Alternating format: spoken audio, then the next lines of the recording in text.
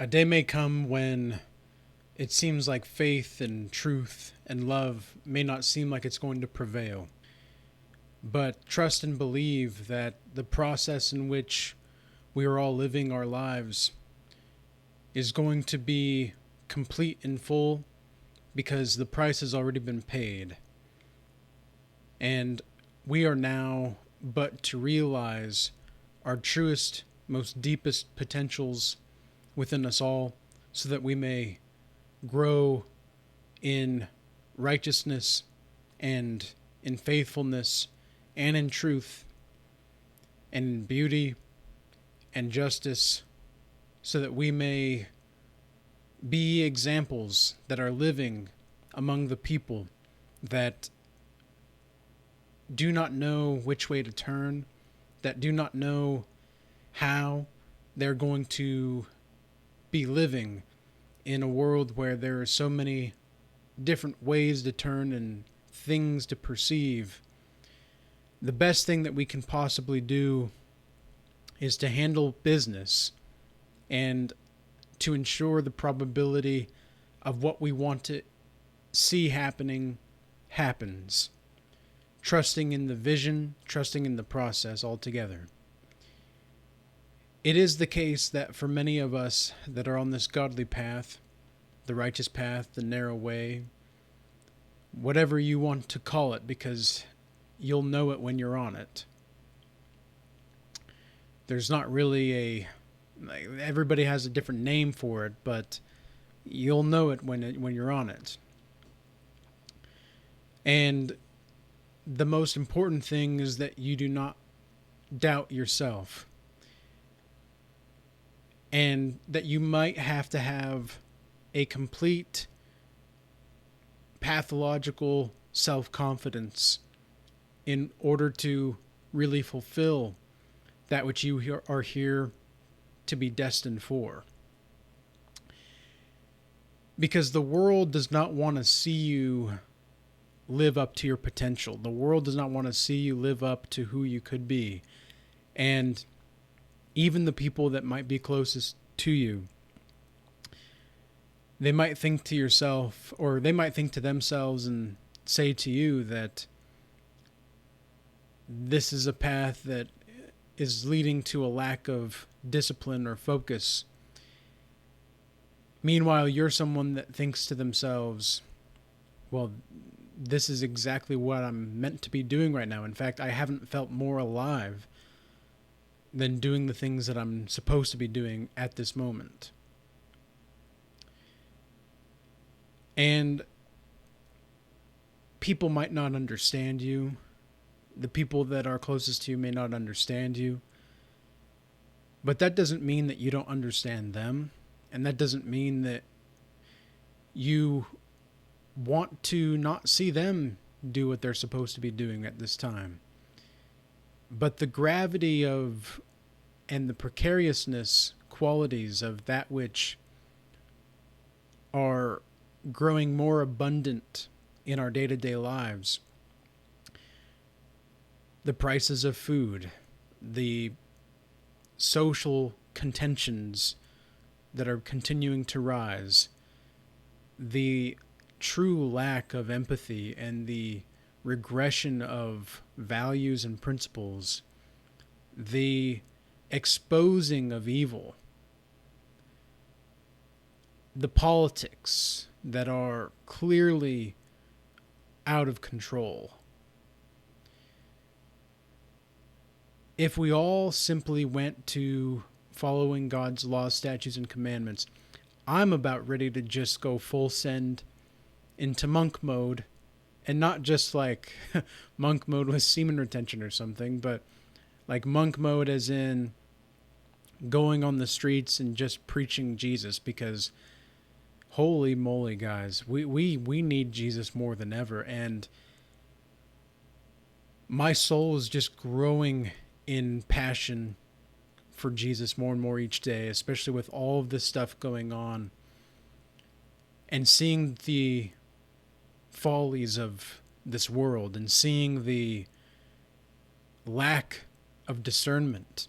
And having people think that they know what they're talking about, having people think that they can handle what you're saying, but when you say it, it's almost like they look at you as if you robbed them and all you did was speak the truth. They just can't hear it. They can't understand it. They're too weak to accept it. And I'm not trying to degrade anybody. I'm just speaking the truth. And this is not to say that I have all the answers. Absolutely not. This is not to say that I'm perfect. This is not to say that I can foresee everything that's supposed to be going on. This doesn't mean that, is this exactly what I'm supposed to be doing? Is this the right thing to be doing? It feels right. I feel alive doing it. I feel as though doing it is going to increase the probability of seeing the vision of empowering people to prosper come to fruition. And it's important that we honor those that are showing themselves to be assets in our lives. It's important that we give grace where we can. It's important to love where we can and how we can. But there are also going to be times in this world where we're going to have to really become cold. And it's not because we want to be. It's because our mind has to be willing to be colder than our heart. The logic that we have must be colder than the love that we have sometimes. I'm not saying that we should value the mind over the heart necessarily, but I'm saying that we need to treat them as if we are going where our mind is leading us as we take our hearts, and we are going where our hearts are leading us where we take our minds. So to live in congruence with one another is going to be the key to success. And success, not necessarily in the sense of materialistic qualities, but success in the form of faithfulness, truth, love, and beauty. Because they cannot handle you guys. They just can't. And it's because your soul is on fire. And it's not even that their mind is cold, it's that their whole spirit is cold. Nothing but ice is found at the bottom of their souls. And there are going to be people that want to ride with you as you're going up. Oh yeah, they'll ride with you as you're going up. They're like, oh yeah, this is great. Good job. Good job. And then you get a little too good. And then you get a little too focused. They don't like that. A lot of people don't like that. And I've had people on my channel who were there from the beginning, telling me all of these things about how great I'm going to be and all this stuff. Literally had people tell me that they see me getting thousands and thousands and thousands of subscribers, which has actually come to happen and come to pass. But that's not to me what's most important. My message is what's important. And at the time, now, I said some certain things in some videos a while back. They either emailed me or messaged me in the YouTube section, the comment section, and made it clear their feelings, and they're not there anymore. The same people that were literally praising me like 2 months before. So what I say unto all of you is that you are free to come here as just as much as you're free to leave. I don't want to control anybody. I don't hate anybody either. Sometimes I just don't feel anything towards people sometimes because I just can't relate to them. But then again, this is just the way that life works sometimes. And it's important and necessary that we take into account the people that are actually really there, and the people that maybe you've got someone in your circle and they're starting to go down into the ditches. That's where you can say, hey man, let's take a seat. Let's think about this for a second. And it's up to you to either swallow your pride or to really look at yourself and your life and see, okay, this person is in my circle. We're still shooting for the same things. What exactly is going on? Like, is this having an influence in everything else? Because if it is, then that's where things need to start to change. More discipline, more focus, whatever needs to happen, happens. Because I've had people in my inner circle in the past, specifically family, I thought were there. They told me that they would always be there. They told me that they were all for me, to shoot for the stars. And then I had other family members that were really clear right off the jump. It's like, there's no point in shooting for the stars. Like, I had both sides. But almost every single person in my family or my friend group when I was younger that encouraged me to shoot for the stars, and then when I actually started to have some results,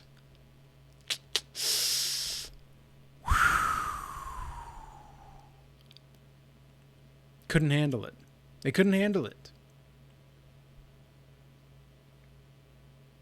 Some people just cannot handle you doing you better than they're doing them. Like, it's really as simple as that.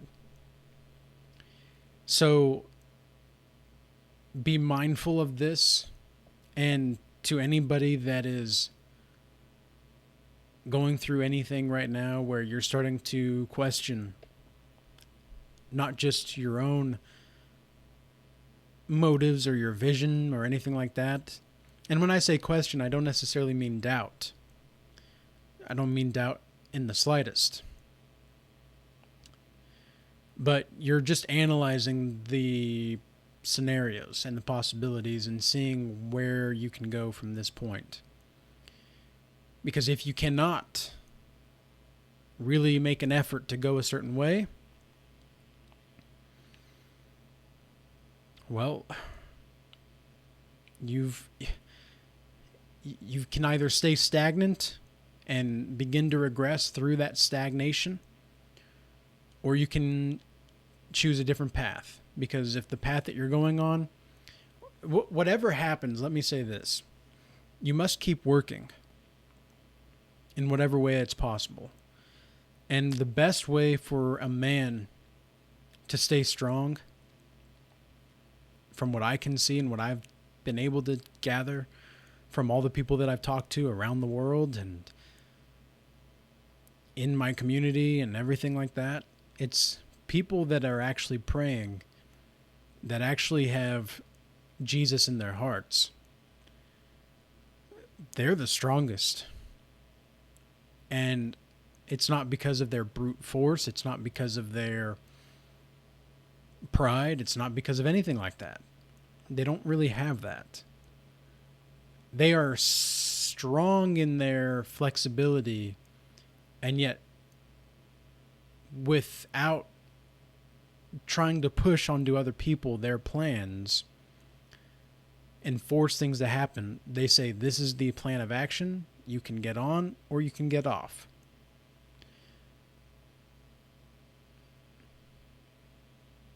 It's as simple as that.